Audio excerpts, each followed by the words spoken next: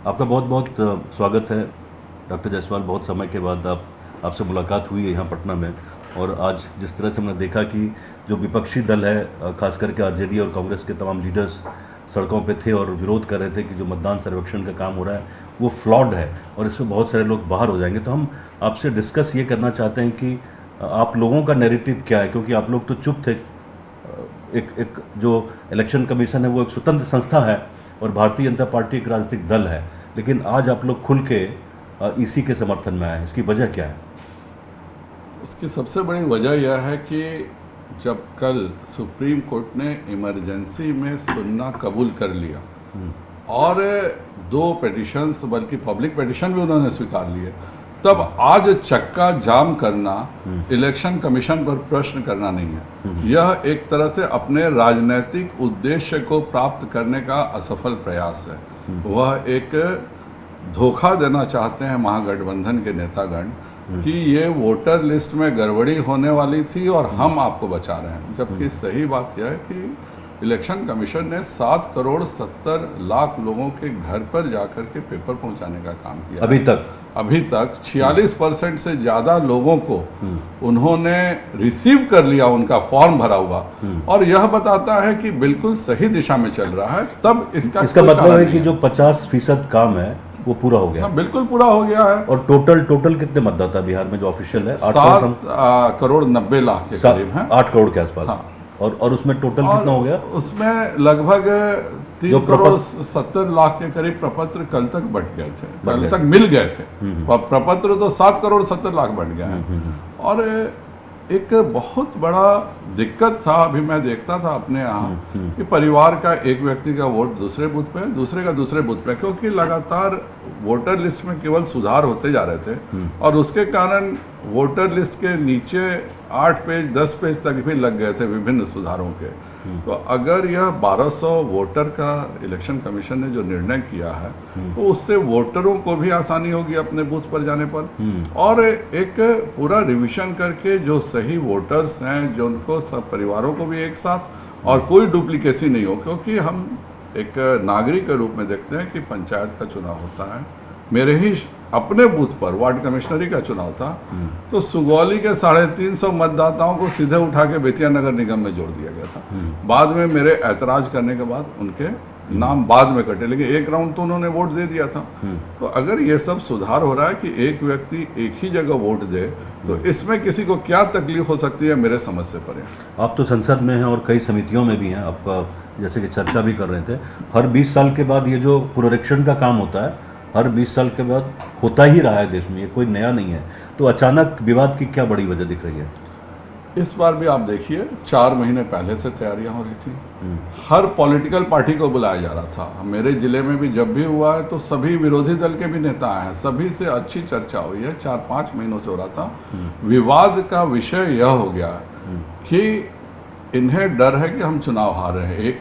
दूसरा जो सबसे बड़ा डर है कि कुछ लोगों ने वोट पॉलिटिक्स के कारण बांग्लादेशियों को, रोहिंग्याओं को, खास करके जो पूर्वांचल के इलाके हैं उनमें वोटर बनाने का काम किया है। जिस प्रकार से अभी चल रही है कि जो पुराने नागरिक हैं उनको कोई दिक्कत नहीं है 2003 से पहले के, 2003 के बाद वाले हैं उनको किसी ना किसी प्रकार का आपको सबूत देना पड़ेगा। तो इन्हें डर है कि इस प्रक्रिया के होने से कहीं ना कहीं जो उनकी वोट बैंक पॉलिटिक्स है उसको नुकसान पहुंचने का काम होगा। आप कुछ डेटा का जिक्र कर रहे थे, अररिया और कुछ जगहों का, जहां जो आधार कार्ड बनाने का जो नंबर है 100% को भी शूट कर गया है। पूरे देश का अगर आप एवरेज लेंगे तो आधार कार्ड लगभग 95%, 90 to 95% बने हैं, पर किशनगंज में 105% से ज्यादा आधार कार्ड बने हुए हैं। उसी प्रकार से आपका अररिया में 103% से ज्यादा आधार कार्ड बने हुए हैं।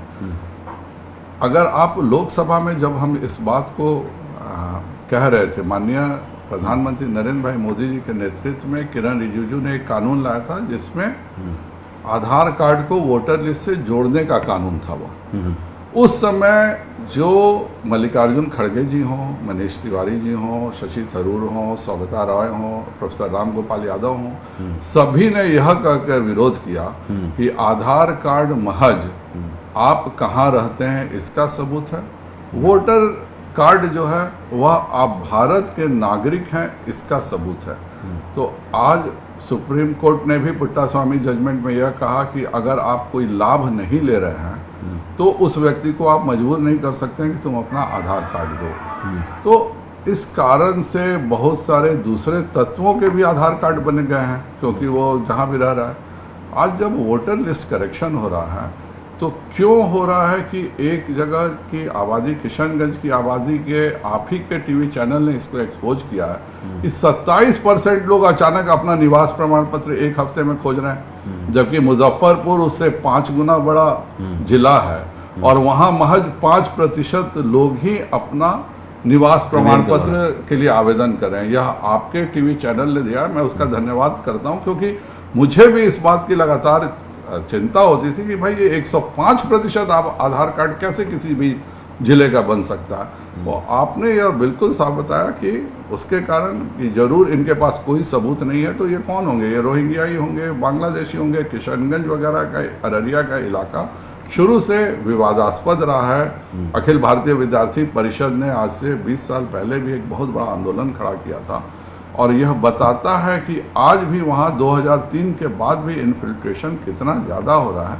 और अगर सरकार और इलेक्शन कमीशन इसको चाहता है कि अलग हो तो किसी को क्या दिक्कत है। तो विरोध ये लोग क्यों कर रहे हैं, मतलब क्या विरोध? तो केवल तत्कालिक वजह क्या है इनको? विरोध केवल वोट बैंक पॉलिटिक्स से हो रही है। आज दुनिया में वक्फ बोर्ड का ही कानून का लें, यहाँ गांधी मैदान में इतना कुछ किया गया, ये बताया गया कि कैसे ही है। बिहार में वक्फ की 0.8% भी जमीन नहीं है, परंतु ऐसे बताया जा रहा था जैसे कितना बड़ा बिहार का बुरा होने जा रहा है। वैसे ही यह एक नैरेटिव बनाया जा रहा है कि लोगों में इस बात का भय पैदा करके वोट हासिल किया जा सके कि आपका तो वोटर लिस्ट से नाम कटने वाला था, हमने बचाया। जबकि सही बात है कि इलेक्शन कमीशन अपना काम पूर्ण जिम्मेवारी से कर रहा है और अगर उनको शंका थी तो 56,000 BLA राजद ने क्यों बनाए? क्या वो उन 56,000 बूथ लेवल एजेंट को बिल्कुल नकारा, नाकाबिल और बकवास व्यक्ति समझते हैं कि 56,000 हम एक तरफ BLA भी बना रहे हैं और दूसरे तरफ हम कह रहे हैं कि वोटर लिस्ट का अपग्रेडेशन भी नहीं होगा? तो दोनों चीजें ही राजद कर रही है और यह बताता है कि चाहे वह राष्ट्रीय जनता दल के युवराज हो चाहे कांग्रेस के युवराज हो, दोनों बिल्कुल कंफ्यूज लॉट हैं। दोनों इसी मुगालते में रहते हैं कि मेरा हक है राज सत्ता हासिल करने का। यहाँ जनता तय करती है और जनता ने हमेशा माननीय प्रधानमंत्री मोदी जी का और यहाँ मुख्यमंत्री नीतीश जी का साथ दिया। बहुत बहुत आपका शुक्रिया डॉक्टर साहब। धन्यवाद। Thank you so much.